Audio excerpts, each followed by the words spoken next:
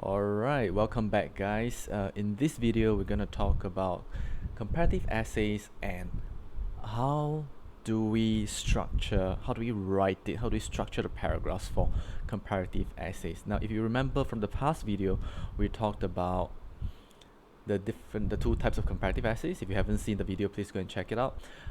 We also talk about how to brainstorm for comparative essays. In this video, I will show you how to write comparative essay. It's not good.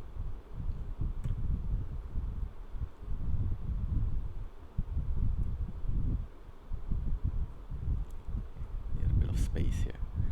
Okay. Now, let's talk about type 2. This is a type 2 comparative essay question over here, which is when you have two different concepts and you are supposed to compare these two concepts.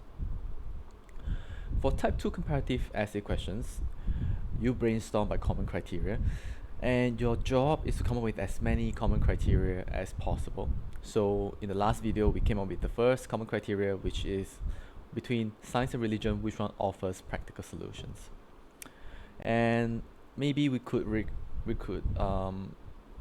consider other common criteria between science and religion, which one offers us some sort of moral guidelines.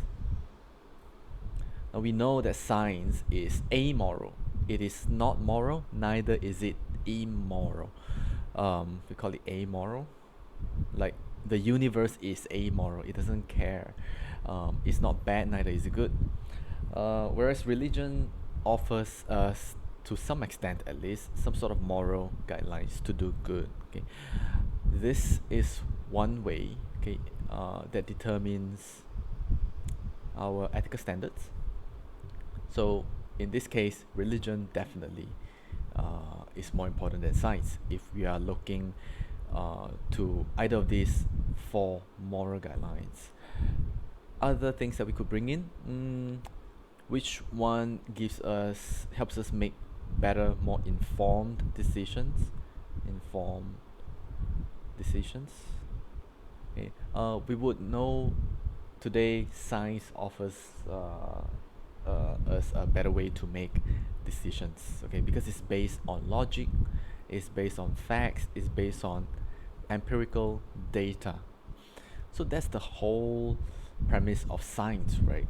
To do things that are in an informed manner, okay, using as much data as possible so that you can get replicable result. Yep.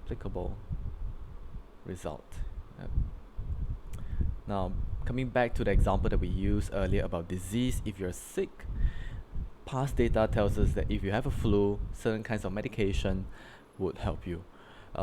If you have diabetes, okay, these are the things that you should do to avoid it. Those are all based on the past data that we have.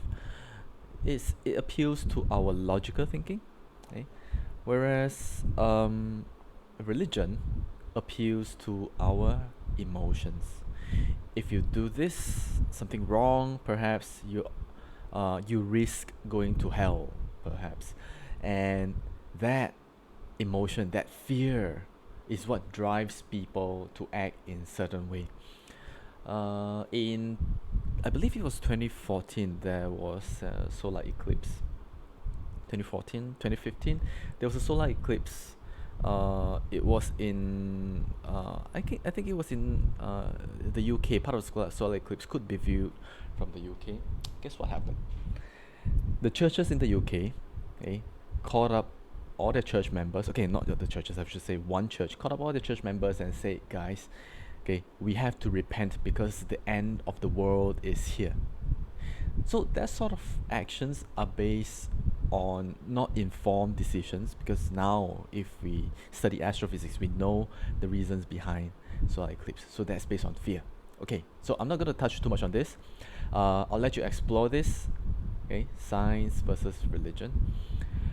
Let's go to instances where there is no comparison, no basis for comparison. Sometimes you just say we should, let's say you don't agree with this fact that religion place on fear, okay, or you simply couldn't come up with the idea or a common criteria. You only have this here. That is still alright.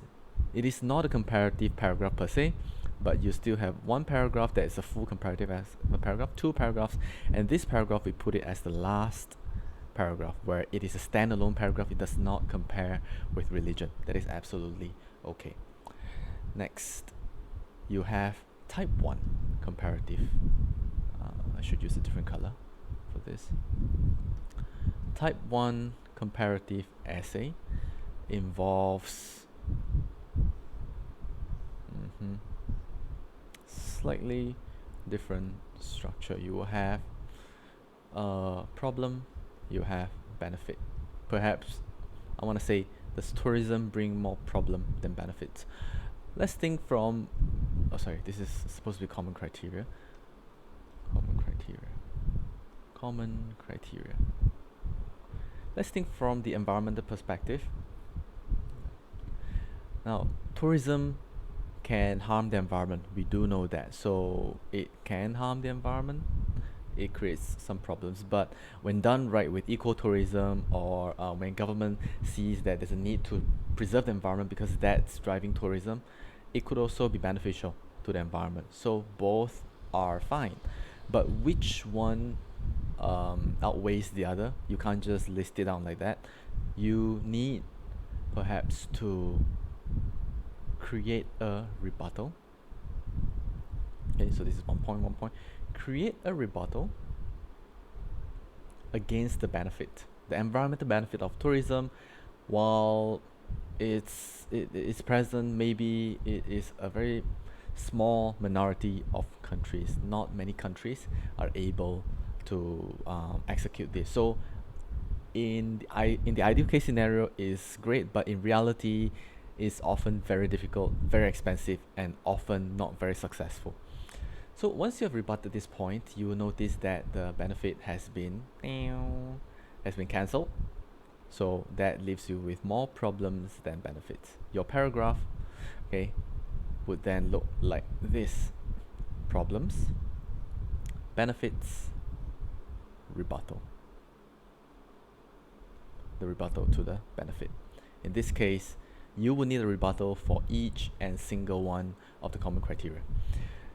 So this paragraph is this sort of structure is rather difficult. So if you ask me, I would say type 1 comparative is more difficult than type 2 comparative.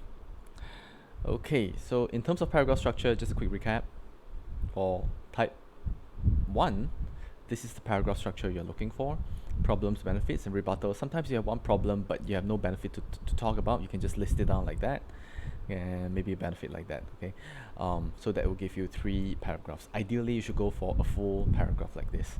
Whereas for type 2 comparative essay, you will have a paragraph structure that looks more like this, okay? Science, okay, religion, okay, maybe religion, science, okay, yeah, so this is religion more than science, this is science more than religion, okay, whatever that's stronger, you put it at the back, right? Okay, anyway, it is actually, both are fine, right? You can do it either way. This can be this can be this as well, doesn't really matter. And then maybe one paragraph about just science, like that. Okay, so that sums up how to write a comparative essay in your paragraph structure.